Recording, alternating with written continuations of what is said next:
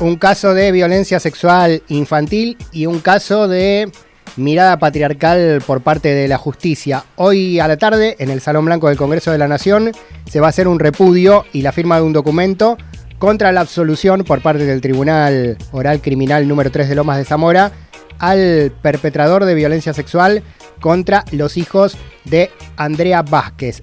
Él se llama Pablo Gisoni.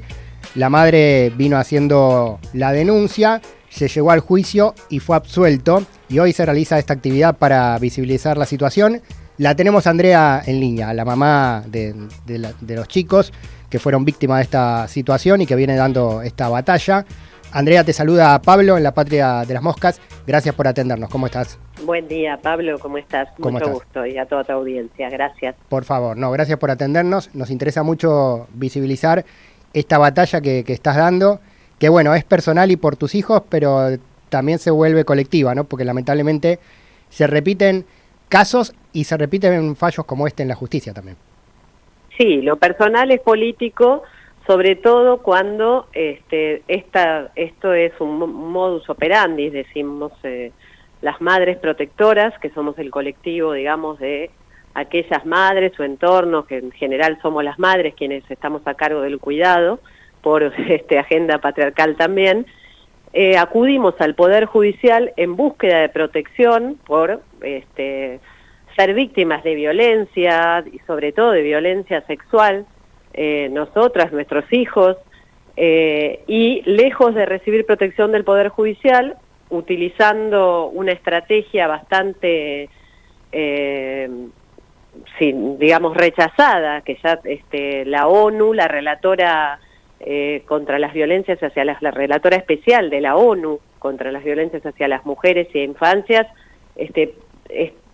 sacó un documento este año exhortando a los países que prohíban la utilización de un pseudo concepto que es la alienación parental.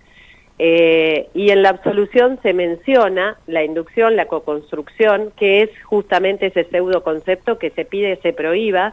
La CEDAW también pidió que se prohíba. En España se legisló en contra de este pseudo concepto que es inexistente y que niega la palabra de las víctimas e incluso las pruebas irrefutables que en este caso había, sí, como son las lesiones físicas.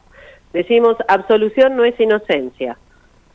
Claro, o sea que como mínimo, Andrea, tenemos jueces que no están actualizados en cuanto a la jurisprudencia y a las recomendaciones internacionales sobre un tema tan sensible, como mínimo, digo, ¿no? No están actualizados. Sí, hablamos de encubrimiento judicial porque entendemos que, por supuesto, que todas las sentencias requieren un control de convencionalidad. Hay un comité de expertas también, que se llama MESEVIC, que controla las sentencias judiciales y esta sentencia pone nuevamente al Estado en incumplimientos, como lo ha puesto en el año 2012, cuando se revirtió el cuidado de mis 3 hijos a favor del perpetrador, y justamente es lo que permitió que cometa el delito que cometió. Entonces, el Estado se sentó en una mesa de solución amistosa asumiendo su responsabilidad y nuevamente se vuelve a utilizar el mismo argumento para absolverlo. Sí. Hoy te van a acompañar en este encuentro que se va a hacer en el Congreso. ¿Qué organizaciones, quiénes están movilizados con este caso? Bueno, son gran cantidad de movilización del colectivo Ni Una Menos, Yo Sí Te Creo, madres protectoras, sobrevivientes, referentes culturales y políticos, Dora Barrancos, Luciana Pecker, hay periodistas, hay Liliana Gendel, diputadas de distintos bloques, del PLAN, Macha, o sea, tengo una lista y el repudio es realmente colectivo y masivo y entendemos que es el momento de hacer un stop y poner en estado de alerta sobre todo lo que implica los 3 poderes del Estado, del avance de los movimientos que promulgan las falsas denuncias. Las falsas denuncias estadísticamente son Sí, insignificantes, o sea, se habla de términos insignificantes estadísticamente cuando son menores al 1%. Entonces, se habla de falsas denuncias, nuevamente están cobrando estos movimientos a partir de determinadas, son antiderechos sin ninguna duda, de no temer la ESI, digamos, revisar leyes como la ley de interrupción legal del embarazo. Y bueno, en este mismo sentido, idéntico sentido, desprotegiendo a las niñas infancias que corren riesgo, ¿no? Que son víctimas de incesto, con Mis Hijos No Te Metas, son los mismos grupos que están abanderando y enalborando la bandera de las falsas denuncias y del síndrome de alienación parental, o este pseudo concepto y sus sinónimos, ¿no? Como la coconstrucción, las memorias implantadas, que las madres somos alienadoras y delirantes. Esto la ONU lo menciona específicamente, cuáles son las estrategias que tienen que tener a la hora de los juzgados de familia resolver el cuidado de niños y niñas, y por supuesto ni que hablar cuando se resuelve digamos, un delito penal, un crimen aberrante contra la infancia como es el incesto. No se pueden desconocer pruebas que son irrefutables. Acá se han desconocido. Estamos charlando con Andrea Vázquez, madre de los niños que fueron víctimas de esta violencia sexual, que fue absuelto el agresor por el Tribunal Criminal Oral número 3 de Lomas de Zamora. Andrea, ¿quién es él? ¿Quién es el agresor? Digo, porque, bueno, pensamos... El agresor es un empresario de la medicina que evidentemente que tiene vínculos y poder.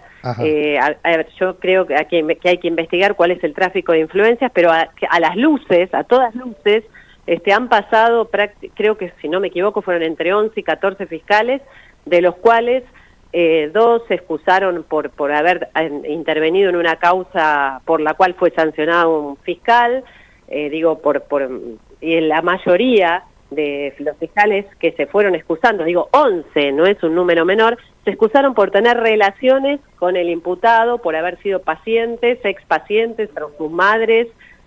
Bueno, eso dice mucho, ¿no? Evidentemente es una persona poderosa, y acá hay un circuito de encubrimiento que tiene que ver con que fueron los jueces, otros jueces, el ex Tribunal 3 de Familia de Lomas de Zamora, quienes pusieron al cuidado y en la custodia unilateral de este sujeto que cometió ese crimen, en definitiva, es la responsabilidad de los jueces que le otorgaron la custodia. Entonces, condenar a este sujeto imputado por un delito tan grave es también autocondenarse. Entonces, es evidentemente que la familia judicial sigue cuidando sus propios intereses, que nada tienen que ver, cuando hay un deber de asirse estrictamente a las normativas, a las legislaciones vigentes y, por supuesto, a los tratados internacionales de los cuales el Estado es garante. Andrea, si no hay una respuesta positiva en la justicia argentina, ¿qué paso sigue? ¿Ir a tribunales internacionales? Sí, por supuesto, desde ya que vamos a acudir a la CEDAW, vamos a acudir a donde primero los remedios procesales que nos quedan, eso por supuesto que es resorte y materia de la defensa, que ya están en eso, pero desde ya que acudiremos a los tribunales internacionales como corresponde, porque es muy grave y además es un ejemplo claro, un intento de disciplinamiento y de silenciamiento hacia, montones de madres y niños y niñas que vencen el horror para poder denunciar, porque es un circuito muy espantoso el que tenés que padecer para acceder, para lograr sentar en juicio, sentar en el banquillo del acusado, en donde en general nunca se sientan. Somos muy pocas las que llegamos a instancia de juicio y entonces este caso que ha sido emblemático, que lleva una lucha en el año 2012 revirtieron la custodia, y entiendo que en ese entonces no se sabía que era el síndrome de alienación parental, no se hablaba tanto de me miraban como que de qué está hablando. Ahora hay un movimiento muy fuerte y muy claro, hay ahora reuniones, y la ONU exhorta a la CEDAW la ONU, se están exhortando a la prohibición explícita, que se legisle en los estados para prohibirlo. Y bueno, estos jueces parece que no están enterados. Sí. Si no estar enterados es igual de grave, ¿no? Porque fallar con desconocimiento... No pueden no estar enterados, lo digo un chiste, pero no. Tienen una obligación, no pueden, las sentencias no se pueden, fundamentar en pareceres o en estereotipos como hacen acá, porque evidentemente el tratamiento de las partes fue totalmente distinto. A él lo llamaban doctor y a mi señora, y yo soy médica, especialista, estoy haciendo una maestría en salud pública, pero bueno, parece que mi título vale menos. Digo, y hay una diferencia, un diferente trato entre las partes, hay estereotipos en los cuales digamos, la memoria, cuando hablan de memorias implantadas, de coconstrucción, de relato inducido, están diciendo que somos nosotras las madres las que le llenamos la cabeza a nuestros hijos para que inventen denuncias. Que eso es, a grandes rasgos, ¿no? Este pseudo concepto de alienación parental.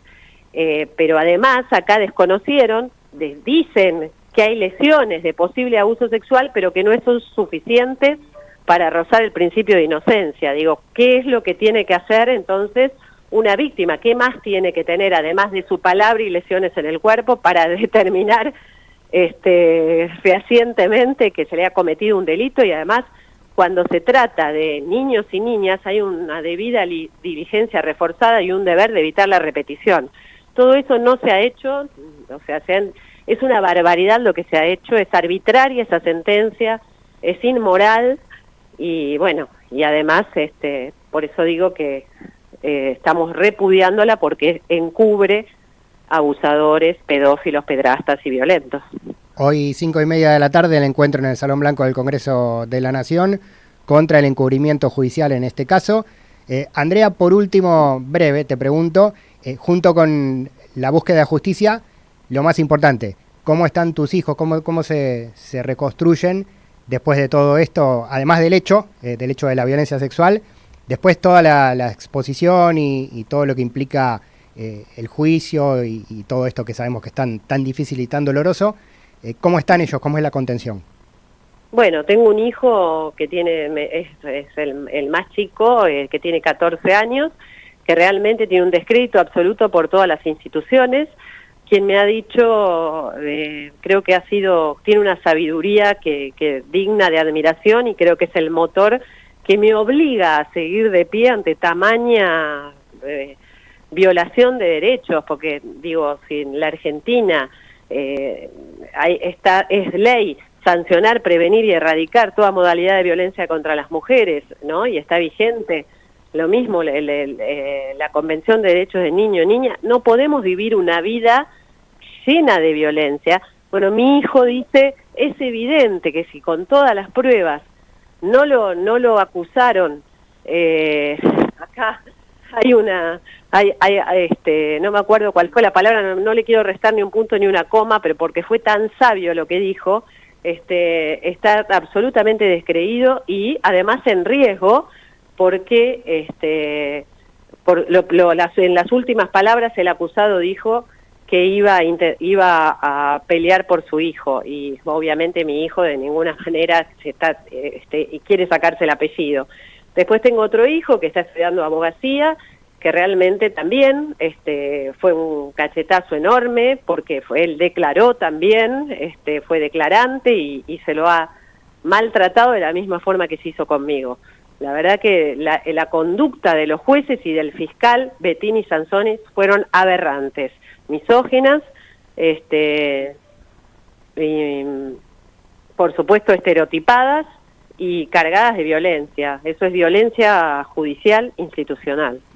Andrea, acompañamos hoy el encuentro en el Congreso, bueno, y queríamos visibilizar esto desde acá, desde nuestro humilde lugar de comunicación. Te agradecemos este rato y micrófonos disponibles para gritar lo que haya que gritar. Gracias, muchísimas gracias. Un abrazo gigante. Otro para vos. Andrea Vázquez, integrante de Madres Protectoras, bueno, denunciante, acompañando a sus hijos en este hecho de violencia sexual, con la absolución por parte de un tribunal al responsable con poder económico, con vinculaciones y demás denuncian encubrimiento judicial. Hoy en el Congreso muchas organizaciones acompañándolas, entre ellas Liliana Hendel, la titular de la Secretaría de Géneros, Mujeres y Diversidades de La Matanza, que va a estar presente, la diputada Mónica Macha, Romina del Pla de la Izquierda, muchas organizaciones políticas y sociales, las Madres Protectoras, hoy en el Congreso pidiendo justicia por este hecho y intentando marcar un precedente contrario a la impunidad judicial proteccionista de los violadores.